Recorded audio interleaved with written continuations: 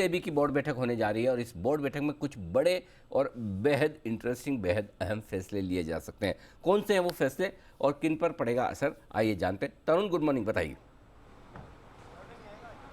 Good morning sir. Sir, 3 बड़े फैसले इस बोर्ड मीटिंग में होने हैं, लेकिन मैं पहले छोटे से स्टार्ट करना चाहूँगा। एलआईसी को जो एक एग्जम्पशन दिया गया था आईपीओ के समय में कि 1 लाख या 1 लाख से ऊपर के जो मार्केट कैप की जो कंपनीज होती हैं उनको 5% अपना स्टेक डाइवेस्ट करना होता है, लेकिन एलआईसी के लिए सिर्फ 2.5% ही रखा गया था।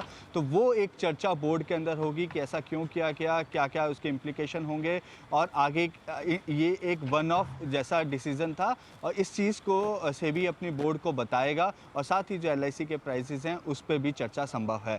एक दूसरा जो मामला है वो है रिटेल एल्गो की का डिस्कशन पेपर आया था दिसंबर में, और उस पर भी चर्चा संभव है। सर्कुलर बनकर तैयार है, लेकिन हो सकता है कि इसको बोर्ड पे ले जाया जाए और बोर्ड पे इस पर डिस्कस किया जाए कि रिटेल एल्गो के लिए भी नियम तैयार हो। डिस्कशन पेपर दिसंबर के अंदर सेबी लेकर आई थी, और हाल में एक एडवाइजरी भी सेबी ने इशू की थी कि जो लोग रिटेल एल्गो, जो लोग रजिस्टर्ड नहीं है उनसे रिटेल एल्गो का वो सब्सक्रिप्शन ना लें और लोगों को भी वो निवेशकों को बेवकूफ़ ना बनाएं।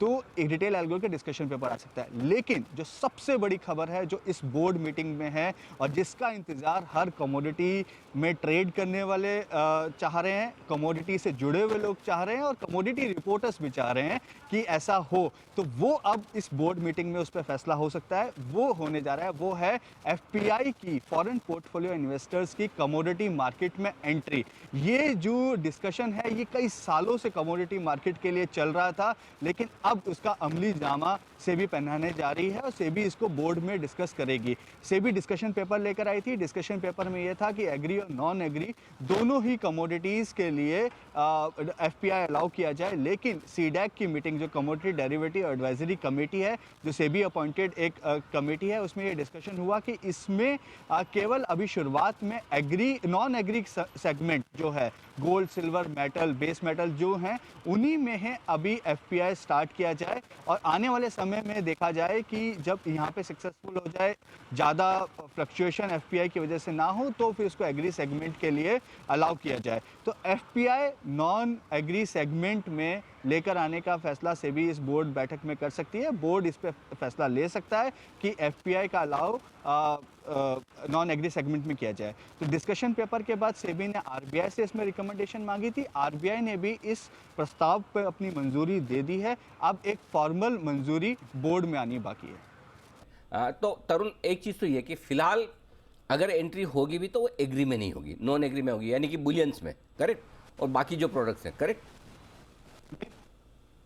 बिल्कुल आप सही कह रहे हैं सर, क्योंकि सरकार को, सेबी को, सभी को ये डर है कि यदि एफपीआई आए और प्राइसेस एकदम से बढ़ गए, तो क्योंकि बहुत सारी एग्री के अंदर प्राइस बढ़ने से आपका फूड इन्फ्लेशन पर सीधा सीधा असर पड़ता है, तो सरकार उस चीज़ पर रिस्क नहीं लेना चाहती, ना ही सेबी इस चीज़ पर रिस्क लेना चाहती है। क्योंकि यदि इस समय यदि एग्री के अंदर एफपीआई अलाउ करते हैं और प्राइसेस बढ़ते हैं, और कहीं ना कहीं उनका जो बाकी का प्लान है वो डिरेल होता है, इसलिए सिर्फ अभी नॉन एग्री सेगमेंट के लिए ये शुरू किया जाएगा। तरुण, कुछ और भी ऐड करना चाहते हैं इस खबर में? तरुण, बताइए।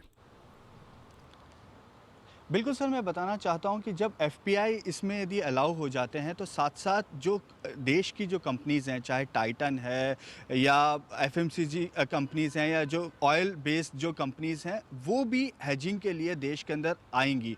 क्योंकि अभी उनको इतना बड़ा, क्योंकि उनका हेज बहुत बड़ा होता है, उस हिसाब से बाज़ार उनको यहाँ पे नहीं मिल पाता है, उतनी डेप्थनेस यहाँ पे उनको नहीं मिल पाती है कि वो अपना पूरा माल यहाँ पे हेज कर सकें। तो यदि एफपीआई यहाँ पे अलाउ होते हैं, तो इस तरीके के जो बड़े कॉर्पोरेट हाउसेज हैं वो भी यहाँ पर हेज करने के लिए बाजार में आ सकते हैं। इसी वजह से सेबी बार बार इस चीज़ को एडवोकेट करता रहा है कि बड़े निवेशकों को कमोडिटी मार्केट में अलाउ करना चाहिए, शुरुआत में नॉन एग्री के साथ।